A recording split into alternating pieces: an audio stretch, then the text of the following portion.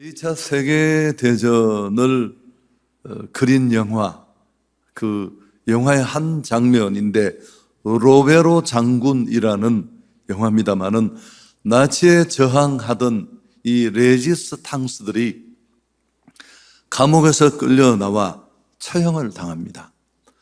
포로들이 기둥에 묶이는 그런 장면인데 그때 한 사람이 억울함을 호소합니다. 나는 그저 장사나 하고 돈이나 벌며 그렇게 살던 사람인데 나는 정말 잘못 잡혀왔습니다.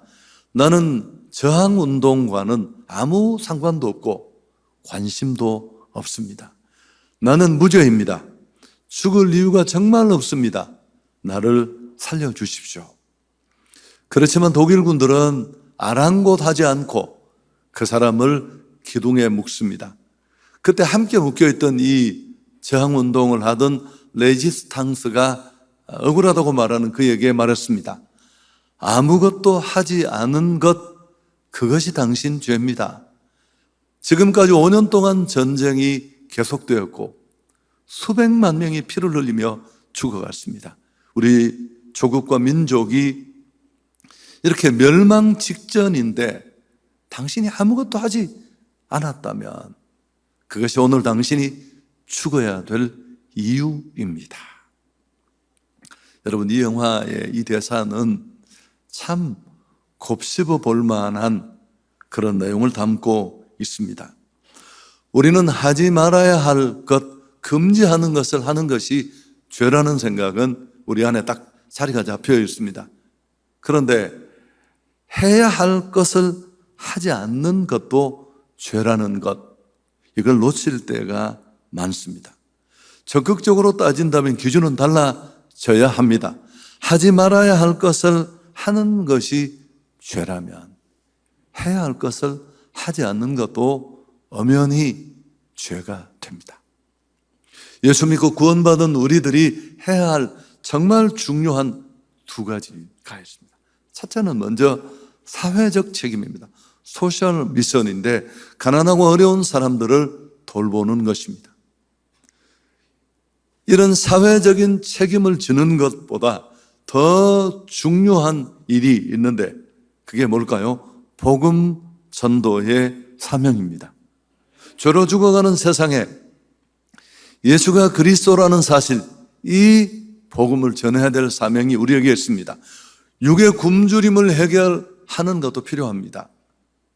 그러나 영혼의 굶주림을 돌보고 관심을 갖는 것은 성도가, 교회가 해야 될 본질입니다.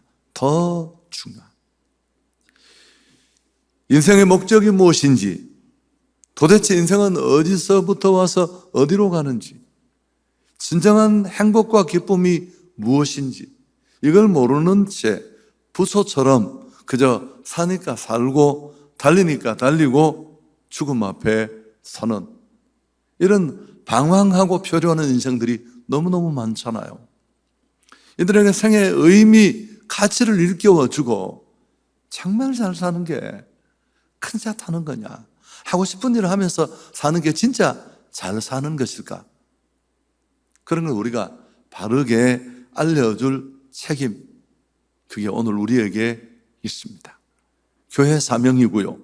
예수님은 분명히 말씀하셨습니다. 요한복음 20장 21절에 아버지께서 나를 보내신 것 같이 나도 너희를 보낸다. 하나님의 선조로 우리 가운데 오신 예수님, 십자가에 죽으시고 우리를 살리기 위해서 희생하신 그분은 그 피로 구원받고 구원의 은총을 경험한 우리를 또 세상에 사명을 주어 보내셨습니다. 구원은 나의 구원이 끝이 아니라고 수없이 말했죠. 이 땅을 살려내기 위해 우리는 한 사람 한 사람이 보냄을 받은 선교사들입니다.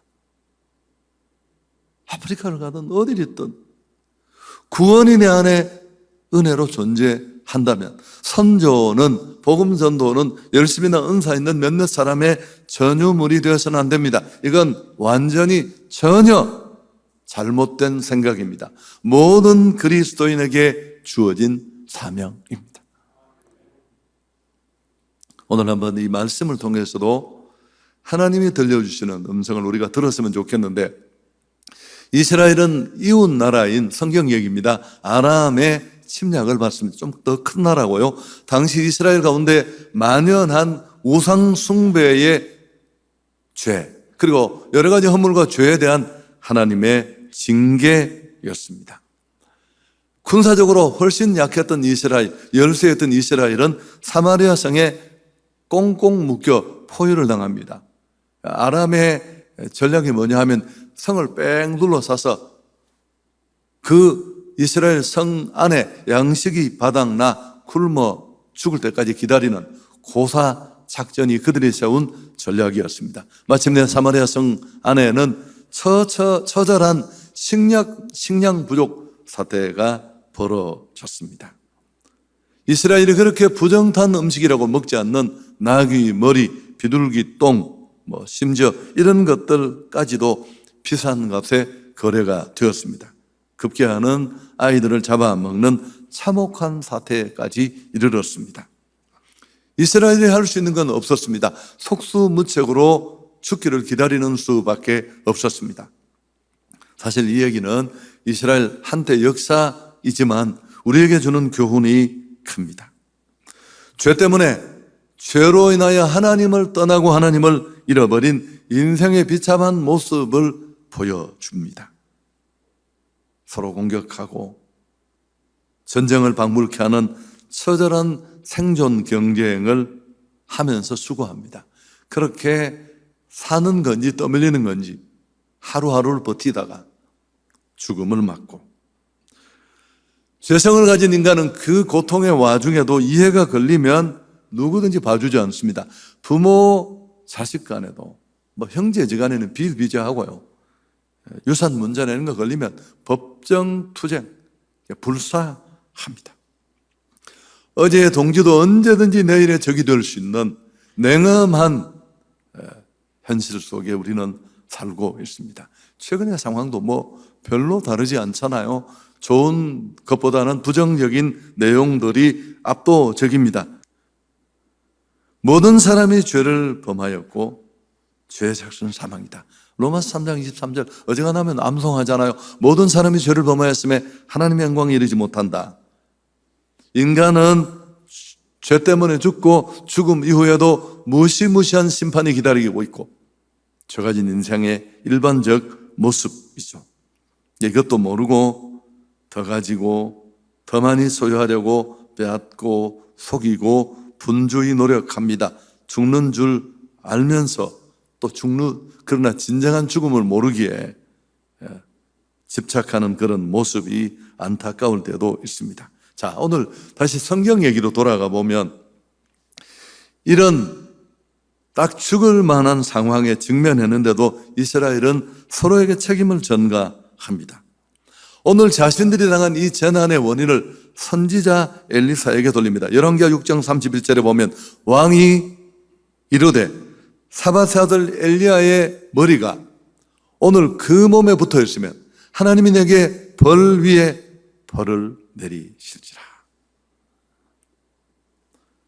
이렇게 나라가 위경에 처한 것, 이거 앞에 제가 말했죠. 이스라엘의 우상 숭배와 깊은 죄에 대한 하나님의 징벌인데, 아니 선지자는 뭘 하느냐 도대체.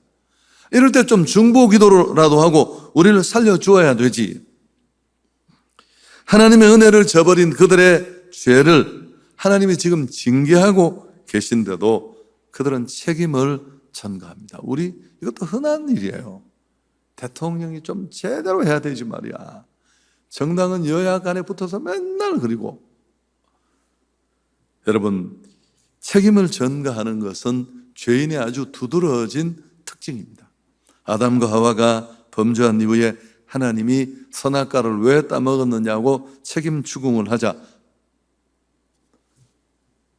뭐라고 했습니까? 하와가, 아담이 하나님이 내게 주신 여자 하와가 줌으로 먹었습니다.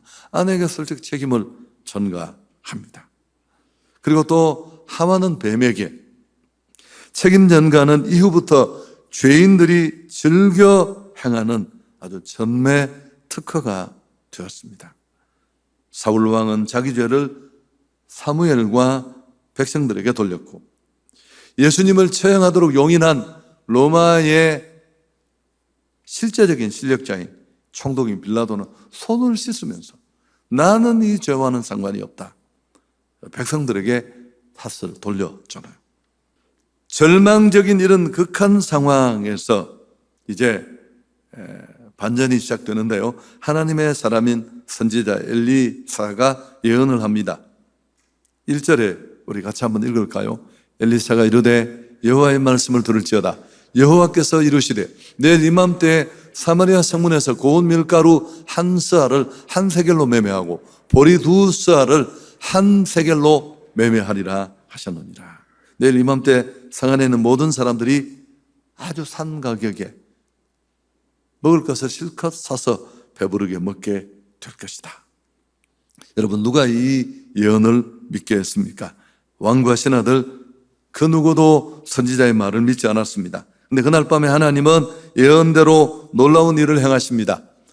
예루살렘 성을 포위하고 둘러쌌던 아람 군대들이 집단으로 환청을 듣게 됩니다. 강한 애굽의 군대가 막 쳐들어오는 그런 소리를 듣게 되고, 강한 군대가 이스라엘을 도우려고 왔다고 착각하고 식량과 보화 모든 것을 버리고 도망을 칩니다.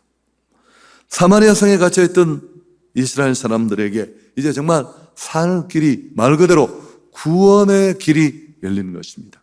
문제가 뭘까요? 하나님은 이런 놀라운 일을 기적적으로 행하셨습니다. 그렇지만 성 안에 있는 사람들은 이걸 몰라요. 그런데 성문 밖에 있던 4사람의 문둥병 환자들이 있었습니다. 문둥병 환자들은 격리되어서 밖으로 쫓겨났잖아요. 변호 같은 영화에서 여러분 보셨을 텐데, 이들이 서로 살궁리를 합니다. 오늘 3절 4절에 보면 성문 어귀에 나병 환자 4사람이 있더니 그 친구에게 서로 말하되 우리가 어찌하여 여기 앉아서 죽기를 기다리랴. 만일 우리가 성읍으로 가자고 말한다면 성읍에는 굶주림이 있으니 우리가 거기서 죽을 것이요, 만일 우리가 여기서 머무르면 역시 우리가 죽을 것이라. 그런즉 우리가 가서 아람 군대에게 항복하자. 그들이 우리를 살려두면 살 것이요 우리를 죽이면 죽을 것이라. 여기서 죽으나 거기서 죽으나 마찬가지인데 차라리 양식 있는 아람에게 가서 살리면 살고 죽이면 죽고, 그런 마음으로 아람 진영에 가봤더니만 모두가 도망가고 남겨놓은 음식과 금은 보화가 넘치는 장면을 그들은 만나게 됩니다. 주목할 것은 이 4명의 나병 환자들은 아무것도 한 게 없어요. 아람 군대가 있는 곳으로 그냥 갔을 뿐이고 거기 버려놓고 남겨둔 준비된 것들을 다 누리는 것이 전부였습니다. 여러분, 이것도 우리를 구원하시는 하나님의 구원의 방식을 너무 잘 보여줍니다. 구원받기 위해서 우리가 할 수 있는 건 아무것도 없어요. 너무 쉽고 단순해서 우리가 놓칠 때가 많습니다만은, 나를 위해 십자가 지신 예수님은 십자가 위에서 다 이루었다. 테텔레스타이라는 말은 계산 끝났다는 뜻입니다. 구원을 향해 죄로 무너진 우리를 구원하는데 예수님의 십자가 외에 더 필요한 건 아무것도 없습니다.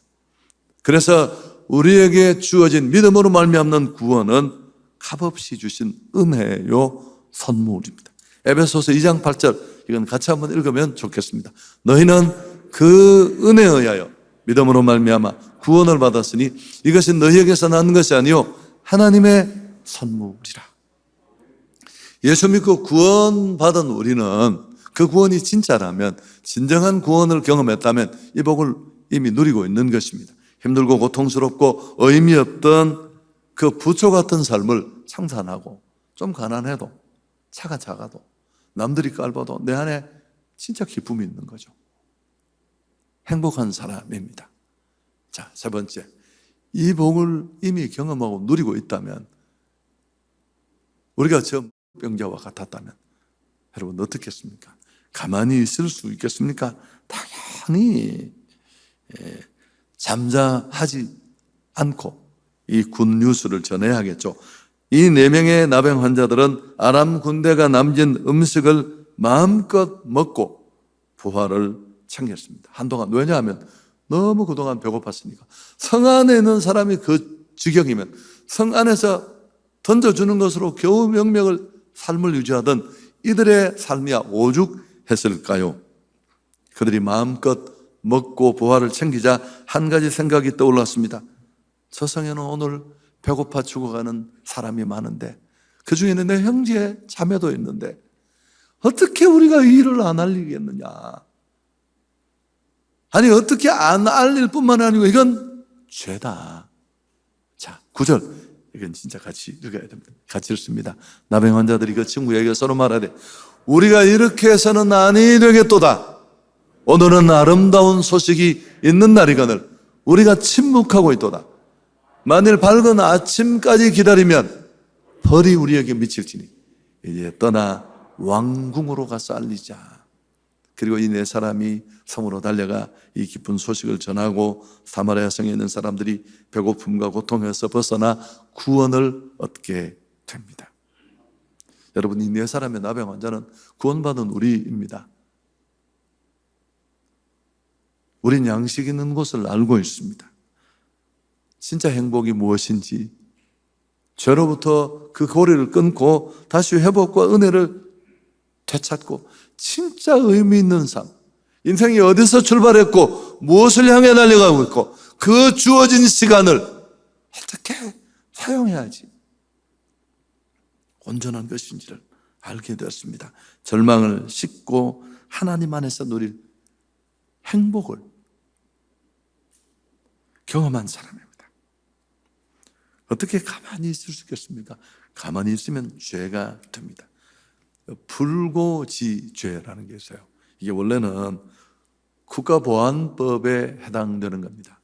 간첩이나 혹은 이런 활동을 하는 상황이나 정보를 알고도 기관에 알리지 않을 때 그때 이게 죄가 되는 게 이게 이 불고지죄라는 거예요. 오늘 메시지가 우리에게 주는 가장 강력한 핵심입니다. 죄로 죽어가는데 진짜 죄로부터 살아났고 그 구원의 은총을 내가 경험하고 누리고 있다면 어떻게 우리가 가만히 있을 수 있겠느냐라는 것입니다. 믿는 우리는 이 행복을 압니다. 하나님이 이루신 놀라운 구원, 그 안에 있는 풍성과 행복 알고 있습니다. 어떻게 가만히 있을 수 있겠습니까? 복음 안에서 줄인 배를 채운 자들이 가만히 있으면 안 됩니다. 옳지 않은 선하지 못한 일일 뿐만 아니라 화가 미친다고 합니다. 바울에게도 이런 부담이 있었습니다. 내가 복음을 전할지라도 자랑할 것이 없으면 내가 부득불할 일임이라. 그 다음 뭐라고 했죠? 만일 복음을 전하지 않으면 내게 화가 있을 것이다. 훨씬 심각한 표현도 에스겔서에 나오는데요. 에스겔서 3장 18절에 가령 내가 악인에게 말하기를 너는 꼭 죽으리라 할 때 내가 깨우치지 아니하거나 말로 악인에게 일러서 그의 악한 길을 떠나 생명을 구원하게 하지 아니하면 그 악인은 그의 죄악 중에서 죽으려니와 내가 그의 피값을 내 손에서 찾을 것이다. 여러분, 그 선교 신학자인 티탄 하이프라는 사람은 선교를 이렇게 정리했습니다. 선교가 뭐냐?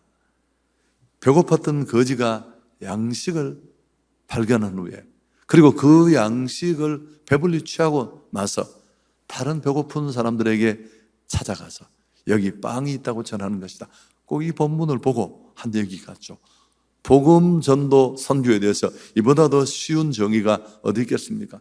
목말라 죽어가던 사람이 생수를 발견하고 목을 적신 후에 목말라 죽어가는 이웃들에게 찾아가서 이렇게 외치는 것입니다. 여기 생수가 있고 여기 생물이 있고 다시는 목마르지 않을 수 있다고. 수화성우물가의 여자가 그랬잖아요.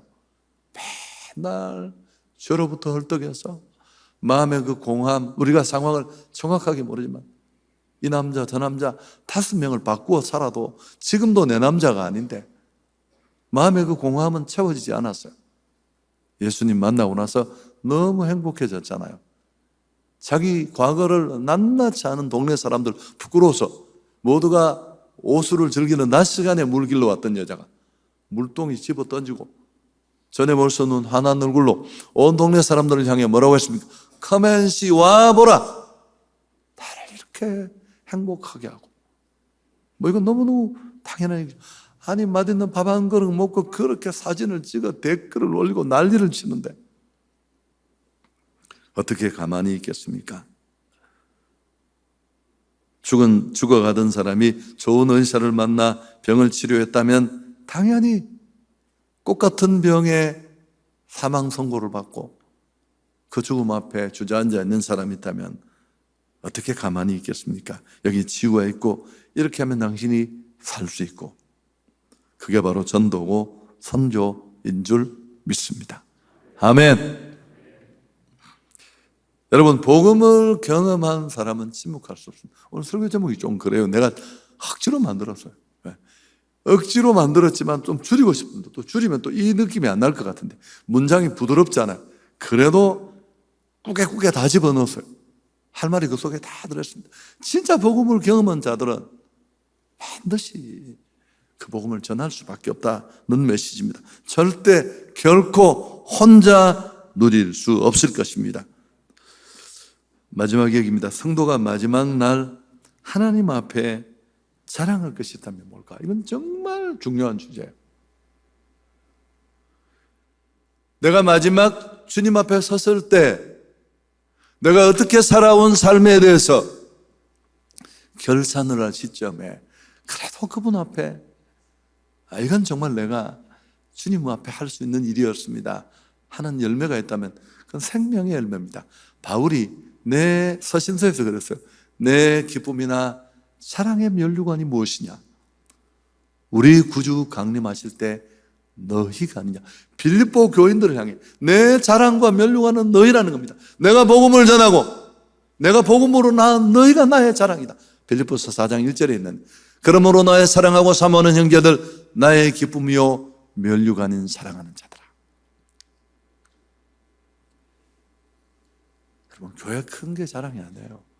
좀 비판적으로 말할 수 있어요. 아까 내가 그렇게 말하고 싶었어. 구제 많이 한다고 잘 나눈다고? 아니에요. 교회가 해야 할 일이지만 정말 교회가 교회다운 일은 얼마나 모였냐가 아니고 어떻게 모였느냐가 중요해요. 그래야 그게 진짜 자랑이에요. 내가 나아요. 내가 복음으로.